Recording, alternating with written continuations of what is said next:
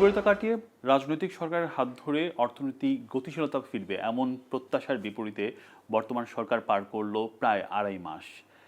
এমন পরিস্থিতিতে পুরনো অর্থনৈতিক চ্যালেঞ্জের পাশাপাশি নতুন করে যুক্ত হয়েছে বৈশ্বিক অস্থিরতা, জ্বালানির সংকট। ফলে এই সময়ের মধ্যে সরকারের পারফরমেন্স মূল্যায়ন করতে চাই আমরা এবং ভবিষ্যতে চ্যালেঞ্জ নিয়ে আলোচনা করতে চাই। এই জন্য ওয়ান নিউজের মুখোমুখি বিশ্বব্যাংকের সাবেক প্রধান অর্থনীতিবিদ ডক্টর জাহিদ হাসান, সাথে আছে আমি রিয়াজ সাজান। স্যার, স্বাগত জানাচ্ছি। ধন্যবাদ। এমন সময় মূল্যায়নটা করছি যেটা আসলে মূল্যায়নের জন্য এখনো সঠিক সময় নয়, প্রায় ২.৫ মাস মাত্র গিয়েছে সরকারের। তারপর আমরা দেখছি যে এই ২.৫ মাসের মধ্যে সরকার নানা ধরনের সংকট পাড়ি দিচ্ছে, বিশেষ করে বৈশ্বিক অস্থিরতার কথা বলবো, জ্বালানি সংকটের কথা বলবো। এই সময়ের মধ্যে সরকার জ্বালানির তেলের দাম না বাড়িয়ে এই সময়টা পাড়ি দিয়েছে এবং এতে সরকারের প্রায় ৩৬,০০০ কোটি টাকার বাড়তি ভর্তুকি দিতে হয়েছে। এই সময়টাকে কিভাবে মূল্যায়ন করবেন সরকার, যে পণ্যমূল্য স্থিতিশীল রাখার জন্য কিংবা শিল্প বাণিজ্য এগিয়ে নেওয়ার জন্য যে জ্বালানির দামটা বাড়ালো না, সেটি কি ভালো সিদ্ধান্ত ছিল কিনা? জ্বালানি মূল্য নির্ধারণের আমাদের একটা পদ্ধতি চালু করা হয়েছিল গত বছরের শুরু থেকে, যেটা অটোমেটিক প্রাইসিং ফর্মুলা। এবং এই ফর্মুলাতে আন্তর্জাতিক বাজারের মূল্যের সাথে আমরা যেখান থেকে কিনি, গালফের একটা প্রাইস ইন্ডেক্সের সাথে ডোমেস্টিক প্রাইসিংয়ের যুক্ত করা হয়েছিল। এবং এটা চালু করার পরে প্রতি মাসেই ১ তারিখে একটা ঘোষণা আসতো জ্বালানি মন্ত্রণালয় থেকে যে এই মাসে ডিজেল, অকটেন, পেট্রোল, কেরোসিন এগুলোর এত দাম হবে। এবং আমরা দেখেছি যে কখনো দাম বেড়েছে, কখনো দাম কমেছে, আন্তর্জাতিক বাজারের সাথে ওঠানামার সঙ্গে সমন্বয় করে। মার্চে এর প্রয়োগটা হঠাৎ করে স্থগিত করা হলো, যেখানে আপনার একটা অলরেডি আতঙ্ক সৃষ্টি হয়েছিল যে জ্বালানির অভাব হবে, পেট্রোল পাম্পে তেল নাও থাকতে পারে। এই ধরনের অবস্থায় আপনি যখন আন্তর্জাতিক বাজারের সাথে আপনার আভ্যন্তরীণ বাজারের মূল্যের পার্থক্যটা অনেক বেড়ে যায়, তখন ওই পার্থক্যের সুযোগ নিয়ে ব্যবসা করা, যে পেট্রোল পাম্পে লাইন দিলাম, তেল কিনলাম, তারপর একটা ইনফর্মাল মার্কেটও তৈরি হলো, সেখানে বেশি দামে বিক্রি করলাম। ওটাই একটা মানে লাইন দিয়ে তেল কিনে আবার বিক্রি করে আবার লাইনে দাঁড়ানো, ওইটাই একটা ব্যবসায় পরিণত হয়ে গেল। যে আমাদের একটা নিয়ম ছিল, সেই নিয়ম থেকে সরে আসাটা আমি বলবো একটা ভুল সিদ্ধান্ত ছিল।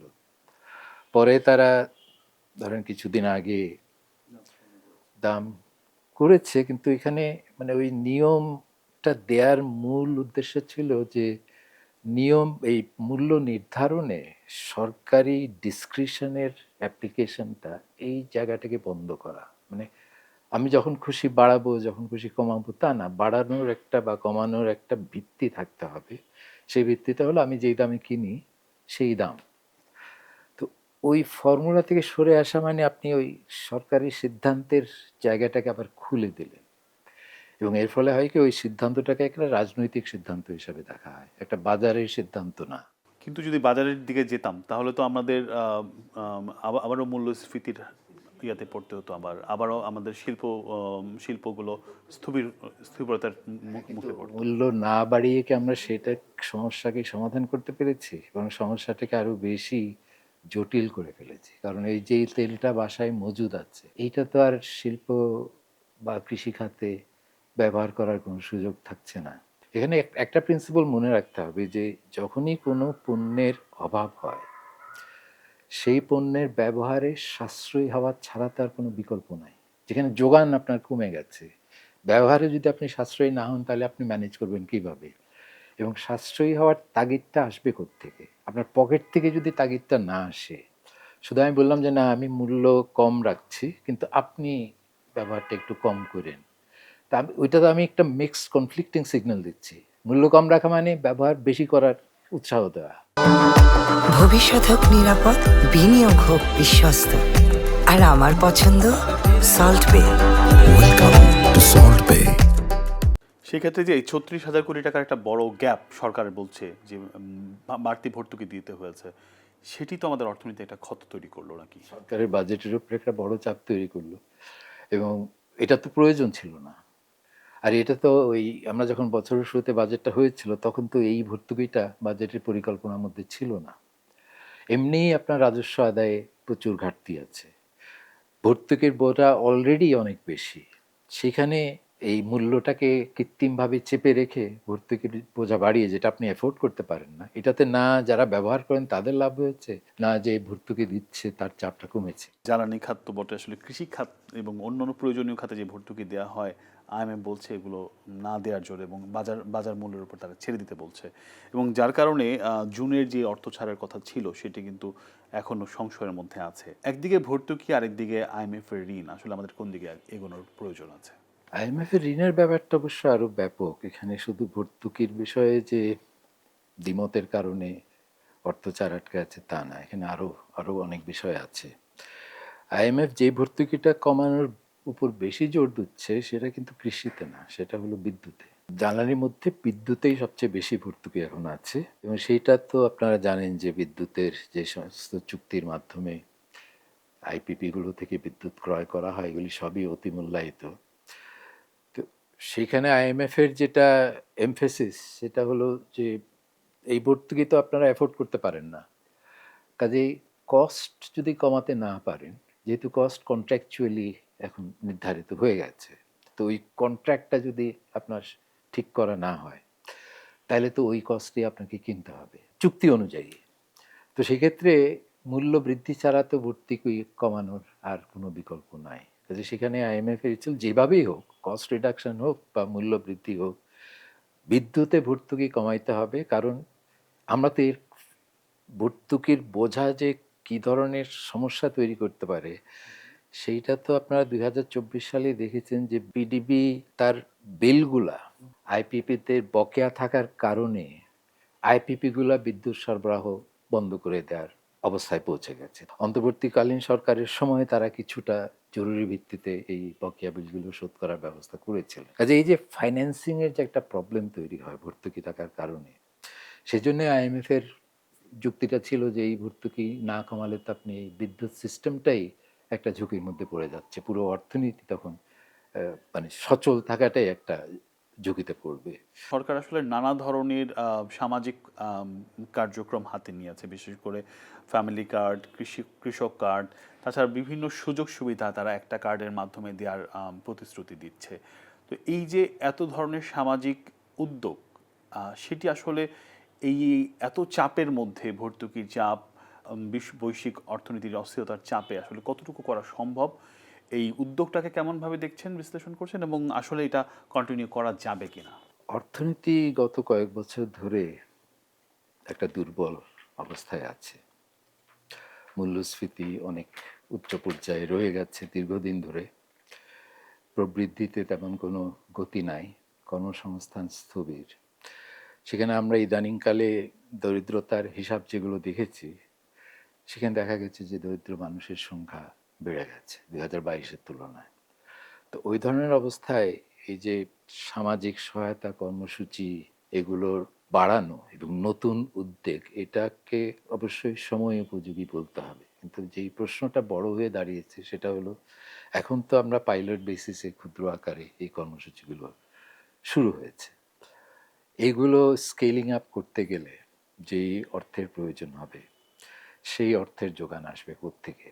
সেই ক্ষেত্রে যেটা বলা হয়েছে যে সামাজিক নিরাপত্তা খাতে আমাদের বিভিন্ন মন্ত্রণালয়ের অধীনে 100টার বেশি কর্মসূচি অলরেডি আছে, যেগুলো ব্যবস্থাপনা অনেক অভিযোগ আছে, এখানে দুর্নীতির অভিযোগ আছে এবং টার্গেটিং এর ক্ষেত্রে অনেক সমস্যা আছে, যাদের পাওয়ার কথা তারা পায় না, যাদের পাওয়ার কথা না তারা পায়।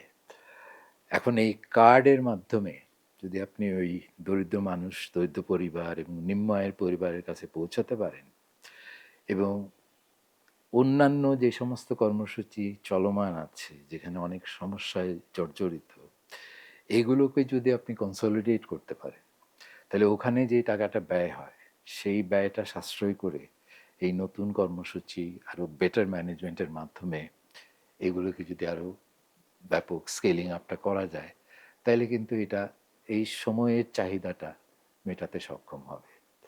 আমাদের সামাজিক সুরক্ষা খাতের সবচেয়ে বড় সমস্যাটা কিন্তু অর্থায়নে না, বড় সমস্যাটা হলো ডেলিভারিতে গিয়ে, মানে আপনি যেভাবে তাদের কাছে পৌঁছান সেই পৌঁছানোর পথে অনেক টাকা যেটা ব্যয় করছেন সেটা হয় অপারেটিং এক্সপেন্ডিচার হিসাবে খরচ হয়ে যাচ্ছে, মানে 1 টাকা দিতে গিয়ে যদি আপনার 1 টাকা খরচ করতে হয় তাহলে তো এটা এফোর্ড করা খুব কঠিন হয়ে যায়। আবার ওই 1 টাকাও যাচ্ছে কার কাছে সেটাও দেখতে হবে। সেখানে অনেক সমস্যার কথা আপনারা সবাই জানেন। কাজেই ওই ডেলিভারি সিস্টেমটা যেটা কোভিডের পরে বেশ কিছু কর্মসূচি নেওয়া হয়েছিল, যেখানে মোবাইল ফাইন্যান্সিয়াল সার্ভিসগুলোকে ব্যবহার করা হয়েছিল সরাসরি ক্যাশ সহায়তা দেওয়ার জন্য, এবং সেগুলোর টার্গেটিং পারফরমেন্স অন্যান্য যেগুলো পুরনো প্রকল্প ছিল তার তুলনায় অনেক বেটার ছিল, লিকেজ অনেক কম ছিল। কাজে আমরা যদি ওই ধরনের একটা ডেলিভারি সিস্টেম স্থাপন করতে পারি যেখানে বেনিফিশিয়ারির সাথে সরকারের সরাসরি একটা যোগাযোগের ব্যবস্থা থাকবে, আপনার লিস্টিংটা যদি ঠিক। স্যার আপনি তাহলে এটা কি বলতে চাচ্ছেন যে দুর্নীতি কমলে এই প্রজেক্ট রান করা যাবে এমন কিছু মানে এবং অন্যান্য যে কর্মসূচি আছে এগুলোকে যদি আপনি কনসলিডেট করতে পারেন, যেগুলো অলরেডি কর্মসূচি আছে, টাকাও খরচ হচ্ছে, কিন্তু বেনিফিশিয়ারি তার বেনিফিটটা পাচ্ছে না, সেগুলোকে যদি আপনি কনসলিডেট করে একটা কর্মসূচির মধ্যে নিয়ে আসতে পারেন তাহলে এগুলো কাজে আসবে। ভবিষ্যৎ হোক নিরাপদ, বিনিয়োগ হোক বিশ্বস্ত, আর আমার পছন্দ সল্ট বে। Welcome to Salt Bay. Sir ইদানিং সময় আমরা সরকারকে বলতে শুনছি যে তারা বারবার বলছে যে যেই ভঙ্গুর অর্থনীতি আমরা হাতে পেয়েছি সেখান থেকে আমাদের উত্তরণ করতে হবে, একটা বড় বাজেট প্রয়োজন বা এই ধরনের একটা বয়ান বলছে, কিন্তু এই অর্থনীতি আসলে কতটুকু ভঙ্গুর অবস্থায় তারা পেয়েছে সেটা আসলে আমরা জানি না, এবং সেটা নিয়ে সরকার কোনো গবেষণাও প্রকাশ করেনি বা তারা এটা কোনো অ্যাসেসমেন্টও করেনি। এটা আসলে কতটুকু সঠিক সিদ্ধান্ত হলো? না, এটা কিন্তু ঠিক না। আপনি যে বললেন যে অর্থনীতি কতটা ভঙ্গুর অবস্থায় আছে এটা আমরা জানি না, এটা তো 2024 সালে একটা 450 পাতার একটা শ্বেতপত্র স্যার আপনারা করেছেন, কিন্তু এর এর মধ্যবর্তী সময় তো অন্তর্বর্তী সরকারও দায়িত্ব পালন করেছে, তো এই জায়গা থেকে সরকার আসলে কিভাবে বুঝে পেল সেটাও কি জানার প্রয়োজন ছিল কিনা? আর সেইটা তো ধরেন আপনার বিভিন্ন ডেটা তো আপনি পাচ্ছেন, মূল্যস্ফীতির ডেটা আছে, প্রবৃদ্ধির ডেটা আছে, লেবার মার্কেটের ডেটা আছে, ব্যাংকিং খাতে তথ্য আছে, কাজেই এটা তো একটা আপডেট করার ব্যাপার। আবার একই কাজ নতুন করে করা মানে নতুন করে পুরনো তথ্য আবার তুলে ধরা, এটার তো কোনো প্রয়োজন ছিল না। কিন্তু আপনারা বেশ কিছু সাজেশন তখন করেছিলেন শ্বেতপত্রের মাধ্যমে বা নানা মাধ্যমে, সেগুলো তো আসলে ওইভাবে বাস্তবায়ন হয় নাই। হ্যাঁ, কিন্তু সমস্যাগুলো তো অনেক গভীর, অনেক কাঠামোগত জটিল সমস্যা। এগুলোর একেবারে যে বাস্তবায়ন হয়নি সেটা বলাও ঠিক হবে না, কারণ আপনি যদি ব্যাংকিং খাত দেখেন, বহির্বাণিজ্য খাত দেখেন, যেখানে খুবই ভয়ঙ্কর একটা পরিস্থিতি ছিল, মানে যেখানে আমরা একটা খাদের কিনারায় ছিলাম, শ্রীলঙ্কার মতো অর্থনীতি ভেঙে পড়ার একটা অবস্থা তৈরি হয়েছিল, সেখান থেকে বহির্বাণিজ্য খাতে ভারসাম্যহীনতা যেটা ছিল সেখান থেকে তো আমরা বেরিয়ে আসতে পেরেছি। মুদ্রা বিনিময় হারের ব্যবস্থাপনার ক্ষেত্রে সংস্কার হয়েছে, ব্যাংকিং খাতে সংস্কারের বড় উদ্যোগ নেওয়া হয়েছিল, মার্জারের একটা প্রক্রিয়া চালু হয়েছিল। সেখানে আপনি বলতে পারেন যে বর্তমান সরকার এসে সেই উদ্যোগটা তো থমকে গেল, এবং পিছিয়ে বেশ গেল। কিছু তখনকার সময় আপনারা যেই উদ্যোগগুলোর কথা বলছেন তখনকার সময় আমরা একটা আশা নিয়ে এটা করেছি, বিশেষ করে মার্জার ইস্যুটা যদি বলি, কিন্তু তারপরে দেখলাম যে এটা নিয়ে আরও সংশয় বাড়লো, এই সংকট আসলে সমাধান হলো না, বরং এটি আরেকটা সংকট তৈরি করলো। সেইটা আমি একমত হব যে এখানে আমরা কি এগুতে পেরেছি, মানে নতুন সরকার আসার পরে, নাকি আমরা পিছিয়ে গেছি। আমি তো বলবো যে এই যে 18 ক ধারা যেটা ব্যাংক রেজলিউশন অর্ডিন্যান্সে যোগ করা হলো, যার ফলে যাদের কারণে এই ব্যাংকিং খাতের ইসলামী ব্যাংকগুলো দুর্দশায় পড়েছে তাদের ফিরে আসার একটা দরজা খুলে গেল, এইটা তো সংস্কার কর্মসূচির জন্য একটা নতুন জটিলতা পথের কাঁটা হয়ে দাঁড়িয়েছে, এবং এর ফলে মার্জার প্রক্রিয়া এখন কোন দিকে যাচ্ছে এটা কেউ বুঝতে পারছে না। সরকার এই ব্যাপারে সুস্পষ্ট কোনো বক্তব্য দেননি যে আমরা কি মার্জার প্রক্রিয়াকে কমপ্লিটলি স্থগিত করে দিলাম, সম্মিলিত ব্যাংকের লাইসেন্সটা ক্যান্সেল করে দিলাম, আগের ব্যাংকের লাইসেন্সগুলো আছে, সম্মিলিত ব্যাংক যেটা একীভূত হয়ে নতুন একটা প্রতিষ্ঠান হিসাবে গড়ে ওঠার কথা সেটাও আছে। এখন এর ভবিষ্যৎটা কি, কোন পথে যাবে, এটা কিন্তু পরিষ্কার না। অনেক উদ্যোগ নিয়ে হয়তো সমালোচনা আছে অন্তর্বর্তী সরকার, কিন্তু বেশ কিছু ভালো উদ্যোগও ছিল, কিন্তু এই সরকার সেগুলো কিন্তু সরাসরি ক্লিয়ার করছে না যে আসলে তারা কোনগুলো ভালো উদ্যোগের মধ্য দিয়ে গিয়েছে, এবং সেই একটা পরিবর্তনের আমরা গভর্নরের যে পরিবর্তনটা দেখলাম, এই যে পরিবর্তন করে আমাদের কাছে এমন জিনিস প্রকাশ করা হলো যে আসলে একটা অর্থনীতি একটা ভালো দিকে এগোচ্ছিল না, যার কারণে নতুন করে হস্তক্ষেপ করতে হলো। ব্যাপারটা কি এরকম মনে হলো স্যার? অর্থনীতির মানে বহির্বাণিজ্য খাত বাদে অন্যান্য জায়গায় তো অর্থনীতির দুর্বলতা ছিলই। মানে সেখানে অন্তর্বর্তীকালীন সরকারের যেই ধরনের চ্যালেঞ্জগুলো ছিল, তাদের মানে মূল ম্যান্ডেটের বাইরে তাদের পক্ষে খুব বেশি মনোযোগ দেওয়া সম্ভবও হয়নি। মানে একটা হলো তো ইলেকশন করতে হবে, একটা জুলাই সনদের উপর তারা অনেক সময় ব্যয় করেছেন, বিচারের ক্ষেত্রে তারা অনেক, এইটাই তো তাদের মেইন তিনটা ম্যান্ডেট ছিল। তার বাইরে অর্থনৈতিক সংস্কার জন্য কিছু অর্ডিন্যান্স তারা করে গেছেন, বেশ কিছু অর্ডিন্যান্স যেটা হয়তো সংস্কারকে এগিয়ে নিয়ে যেতে পারতো, সেগুলো থমকে গেছে, অনেকগুলো পাশও হয়নি। যেমন ধরেন এনবিআর পৃথকীকরণের যে অর্ডিন্যান্সটা, এটা তার পাশও হলো না। তো সেই ক্ষেত্রে অবশ্য একটাও মনে রাখতে হবে যে এই সরকার ক্ষমতায় আসার 15 দিনের মধ্যেই বহির্বিশ্বে যে যুদ্ধের কারণে যে সংকট তৈরি হলো, এটাকে কিন্তু আন্ডার এস্টিমেট করার কোনো সুযোগ নাই। কারণ এইটাকে 1974-75 সালের যে সংকট এবং 1979 সালের যে সংকট, এই দুইটা যোগ করলে যা হয়, এই সংকটটা তার চেয়ে বেশি বড় বলেই ধারণা করা হচ্ছে এবং শেষের কোনো লক্ষণও দেখা যাচ্ছে না। কাজে সেখানে তো মানে আগুন নেভানোটাই, ফায়ার ফাইটিংটাই 2 সপ্তাহের মধ্যেই একটা বড় বিষয় হয়ে দাঁড়ালো। আমরা জানি যে সামনে বাজেট রয়েছে। আমরা দেখি যে মুদ্রার দুটি পিঠ। এক পিঠে যখন আমরা থাকি তখন বাজেটটা অনেক বাজেটের আকার নিয়ে সমালোচনা হয়, বাজেট কি করা উচিত এই ধরনের আলোচনা হয়। কিন্তু মুদ্রার অপর পার্শ্বে যখন আমরা চলে যাই বাজেট বাস্তবায়ন বা এই ধরনের দায়িত্বে, তখন আমরা আবার ওই একই নিয়মে হাঁটি। আবার আমরা জানি যে এই বাজেট আমরা রাজস্ব আদায় সম্ভব না, তারপরেও আমরা এরকম বাজেট ঘোষণা করছি কেন? এটা তো এখন একটা মানে পলিটিক্যাল ব্যাপার হয়ে দাঁড়িয়েছে যে বাজেটের আকারটা ছোট হলে এটা যেই সরকার ছোট আকারের বাজেট দিচ্ছেন তার জন্য ভালো দেখায় না, রাজনৈতিকভাবে এটা ভালো দেখায় না। কিন্তু বর্তমানে অর্থনীতি যেই ধরনের প্রেশারের মধ্যে আছে, মানে এটাকে টেকনিক্যাল ভাষায় যেটা বলা হয় স্ট্যাগফ্লেশন, মানে একদিকে প্রবৃদ্ধি দুর্বল, অন্যদিকে মূল্যে উচ্চ রকমের স্ফীতি আছে। তো সেই ধরনের অবস্থায় সম্প্রসারণমূলক বাজেট দুটোকেই ক্ষতিগ্রস্ত করতে পারে। অর্থনীতিকে বাড়ানো, আকার বাড়ানোর চেয়ে বড় বিষয় হয়ে দাঁড়ায় যে যেখানে আমি দাঁড়িয়ে আছি সেখানে দাঁড়িয়ে থাকতে পারছি কিনা, সচল রাখা।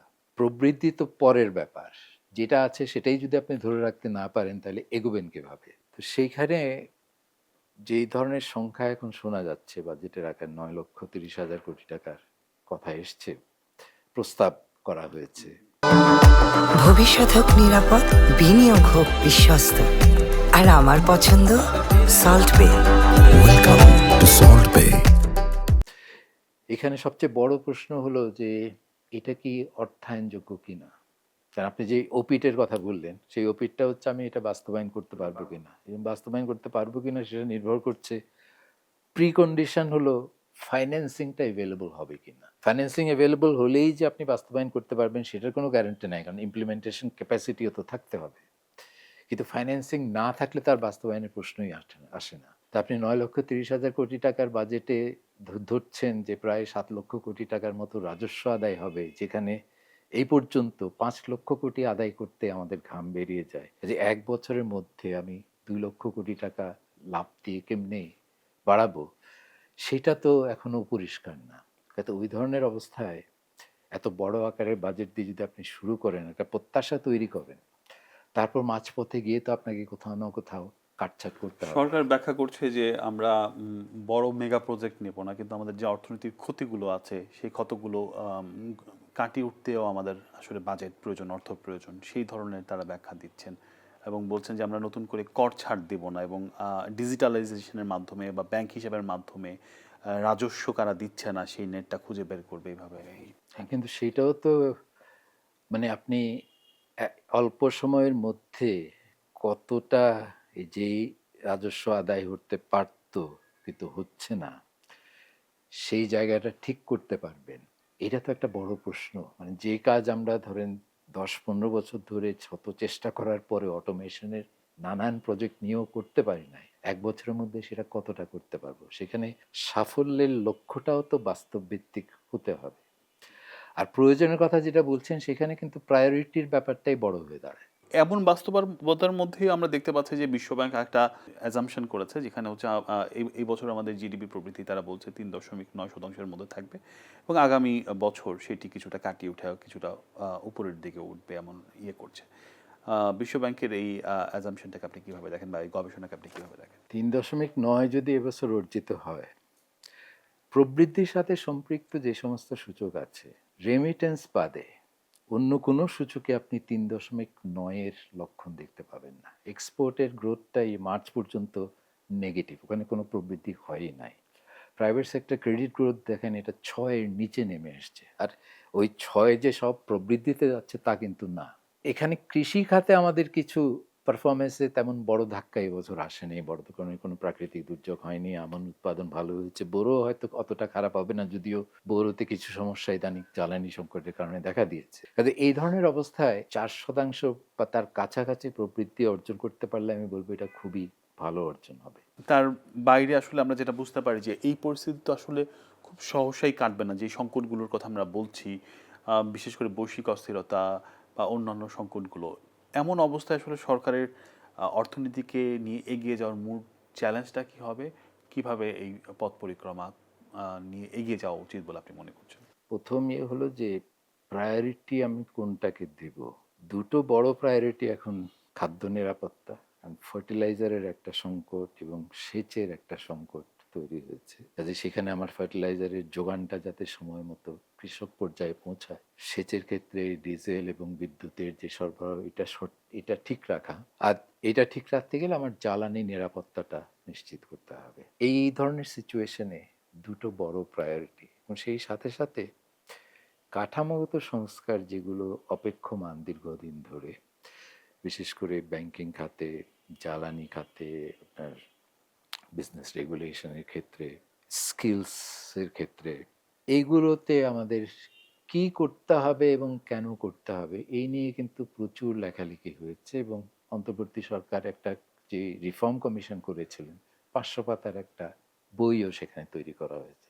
কি করতে হবে, কেন করতে হবে, এটা নিয়ে আর বিশ্লেষণের কোনো প্রয়োজন নাই। সরকারকে ঠিক করতে হবে সেটা কোন কাজটা আমি আগে করব, কোন কাজটা আমি পরে করব, এবং যেটা করব সেটা কিভাবে করব। কারণ এটা আবার কারো পক্ষে বাইরে থেকে বলে দেওয়া সম্ভব না। বড় অ্যাম্বিশন তো থাকবে, কিন্তু সেটা বাস্তবায়ন হবে কিনা সেই ব্যাপারটি নিয়ে আপনি বলছিলেন, সেটিও লক্ষ্য রাখতে হবে। অনেক ধন্যবাদ স্যার আমাদের সময় দেওয়ার জন্য। একদম ধন্যবাদ। দর্শক, ওয়ান নিউজের মুখোমুখি ছিলেন ডক্টর জাহিদ হাসান। আমরা আগামীতে আবারও নতুন কোনো অতিথি নিয়ে আপনাদের সাথে যুক্ত হব। সে পর্যন্ত ভালো থাকুন, চ্যানেল ওয়ানের সঙ্গেই থাকুন।